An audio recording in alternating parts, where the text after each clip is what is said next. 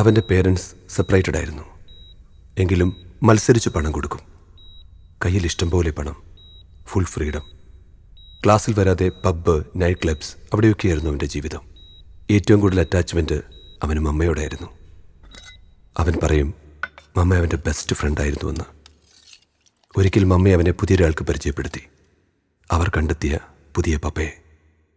He was totally upset. അതിൻ്റെ after effect ആയിരുന്നു അന്നത്തെ ആ ഇൻസിഡൻറ്റ്. എല്ലാം ഷെയർ ചെയ്യാൻ ഒരു പുരുഷൻ തന്നെ വേണമെന്ന് തോന്നിയത് എന്തിനാ? ഒരു സ്ത്രീക്കും പറ്റുമായിരുന്നില്ലേ? പരസ്പരം മനസ്സിലാക്കാനും സ്നേഹിക്കാനും ഒരു സ്ത്രീ കൂടിയേ തീരുവെന്നില്ല. നല്ല സുഹൃത്തുക്കൾക്കും പറ്റും. ഈ പറഞ്ഞത് മാത്രമല്ലല്ലോ ജീവിതം, അതിനപ്പുറത്ത് ഒരുപാട് കാര്യങ്ങളുണ്ട്.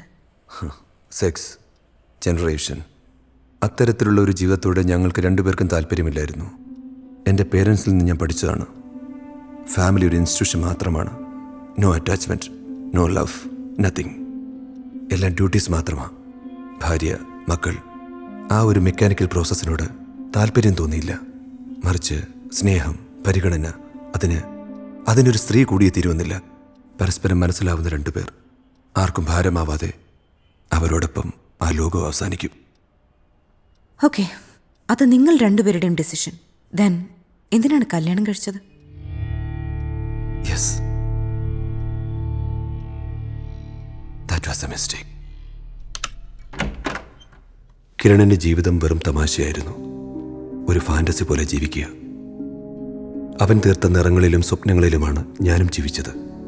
ആ ലോകത്ത് സെക്യൂർഡാണെന്ന് പലപ്പോഴും എനിക്കും തോന്നിയിട്ടുണ്ട്.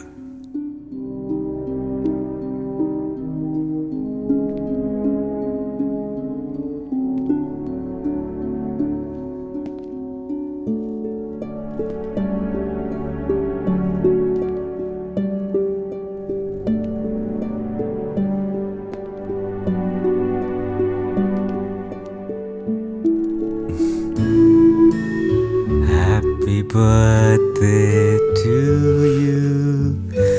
Happy birthday to you. Happy birthday, dear Richie. Happy birthday to you. May God bless you. Bless you. Happy birthday to you.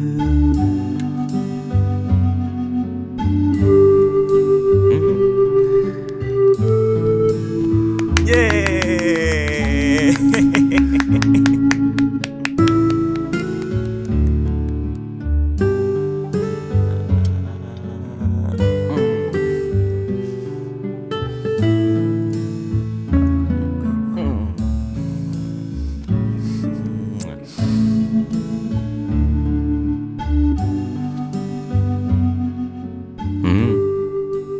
എന്തിനാടാ ഇതൊക്കെ?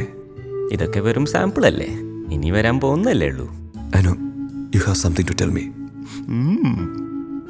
എനിക്ക് തോന്നി പതിവില്ലാത്ത ട്രീറ്റ് കണ്ടപ്പോൾ. എന്താ കാര്യം? വല്ല പ്രശ്നം ഒപ്പിക്കുന്നതാണോ? സിമ്പിളാടാ, നീ വാ വാ. എന്താടാ പറ. ഇരിക്കേ.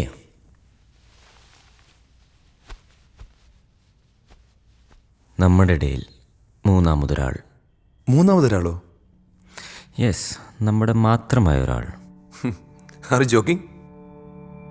No, I'm serious. മൂന്നാമതാരെ നീ കണ്ടുവച്ചിരിക്കുന്നത്? That we will have to find out. ആരെ? പരസ്പരം മടുത്ത് ട്രൈ ആകുന്നതിന് മുൻപ് നമ്മുടെ ഇടയിൽ ഒരാൾ വേണം.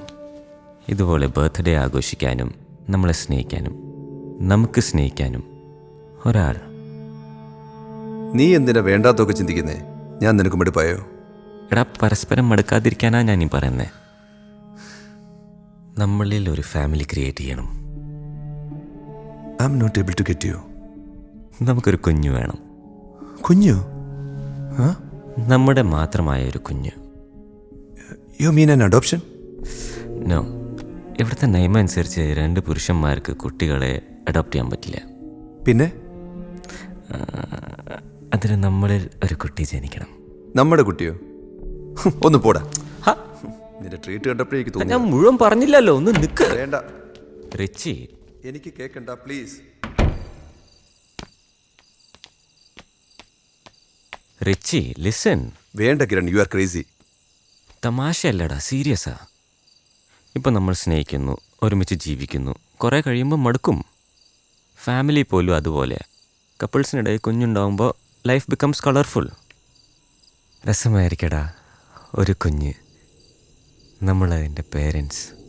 ഒരിക്കലും മടുക്കില്ല ജീവിതം. പരസ്പരം സ്നേഹിക്കാനും ജീവിക്കാനും കുട്ടി വേണമെന്നില്ല. സാധാരണ കപ്പിൾസിനെ പോലെ അല്ല നമ്മൾ. ലീഗലായി നമുക്ക് ഒന്നിക്കാൻ പറ്റില്ല. So we have to strengthen our relationship like a family. എനിക്കങ്ങനെ തോന്നുന്നില്ല. We cannot predict anything Richie. ഈ റൂട്ടീൻ ലൈഫ്, ലക്ഷ്യമില്ലാത്ത ജേർണി മടുക്കും, ഐ എം ഷുവർ. പ്ലീസ് ഒരു ഫാമിലി ക്രിയേറ്റ് ചെയ്യണ്ടേ നമ്മുടെ ഇടയിൽ? നീ പറയുന്നത് ശരിയായിരിക്കാം, പക്ഷെ അങ്ങനെ ഒരു കുഞ്ഞിനെ ആര് തരും? നമ്മുടേതായ ഒരു കുഞ്ഞു വേണമെങ്കിൽ യു ഷുഡ് ഗെറ്റ് മാരീഡ്. കല്യാണം കഴിക്കാനോ? എന്നെ കൊണ്ട് പറ്റില്ല കിരൺ, നമുക്ക് ഈ സബ്ജക്റ്റ് വിടാം. ലിസൺ എടാ, ഒരു കുട്ടിയാവുന്നവരെ നീ കൂടെ ജീവിച്ചാൽ മതി. എന്നിട്ട് ഡൈവോഴ്സ് ചെയ്യാമല്ലേ? ഇതൊന്നും പ്രാക്ടിക്കലായ കാര്യമല്ല കിരൺ. പ്രാക്ടിക്കലാണ്. നിനക്ക് പറ്റും. നിന്നെ വീട്ടിൽ നിന്ന് കല്യാണത്തിന് ഫോഴ്സ് ചെയ്യണ്ടല്ലോ. നീ ഇനി സമ്മതിക്കണം. ശരിയാവില്ല, എന്നെ കൊണ്ട് പറ്റില്ല ഒരു സ്ത്രീ കൂടെയുള്ള കാര്യം. I കോണ്ട് imagine. അത്ര നിർബന്ധമാണെങ്കിൽ നീ പോയി ഒരു കല്യാണം കഴിക്കുക. എന്നെ കൊണ്ട് പറ്റില്ല. നമുക്കിടയിൽ അത് നിനക്കേ പറ്റൂ. Please please Richard. അങ്ങനെ ഒരു കുട്ടി ജനിച്ചാൽ തന്നെ കൂടുതൽ അവകാശം അതിൻ്റെ അമ്മയ്ക്കായിരിക്കും, ഡൈവോഴ്സ് ചെയ്താലും. ഇവിടുന്ന് അമ്മയെ താഴേക്ക് തട്ടിയിട്ടാ പിന്നെ ആ കുഞ്ഞച്ഛൻ്റെ മാത്രമാകില്ലേ? അതായത് നമ്മുടേത്. നീ എത്ര ക്രൂരമായിട്ടാണ് ചിന്തിക്കുന്നേ. നിന്റെ ഈ ഒരു കാര്യത്തിന് മാത്രം ഞാൻ കൂട്ടു നിൽക്കില്ല. Idiot.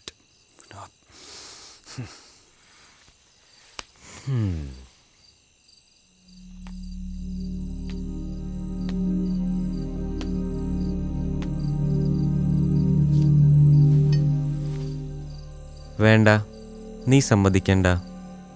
നീ എന്നിൽ നിന്നും അകന്നു എന്ന് തോന്നുമ്പോൾ ഞാനൊരു തൂവല് പോലെ നിന്നെ ഓർത്ത് താഴോട്ടേക്ക് പറക്കും. ഡാ.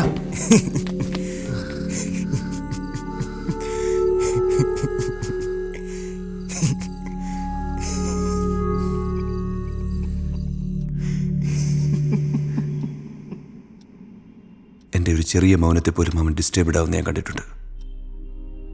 ഞങ്ങൾ അടുത്തതിന് ശേഷം ഒരിക്കലും അവൻ പഴയതുപോലെ ആയിട്ടില്ല. ഇതിലും ഞാൻ അവനെ അനുസരിച്ചു. അവൻ പറഞ്ഞതും ഒരർത്ഥത്തിൽ ശരിയാണെന്ന് എനിക്കും തോന്നി. അങ്ങനെയാണ് കല്യാണം കഴിക്കാൻ തീരുമാനിച്ചത്. ഓർഫനേജിൽ നിന്ന് കല്യാണം കഴിച്ചത് എന്തിനാണ്? ആരും അന്വേഷിച്ചെത്താത്ത ഒരാളെ സജസ്റ്റ് ചെയ്തതും കിരണായിരുന്നു.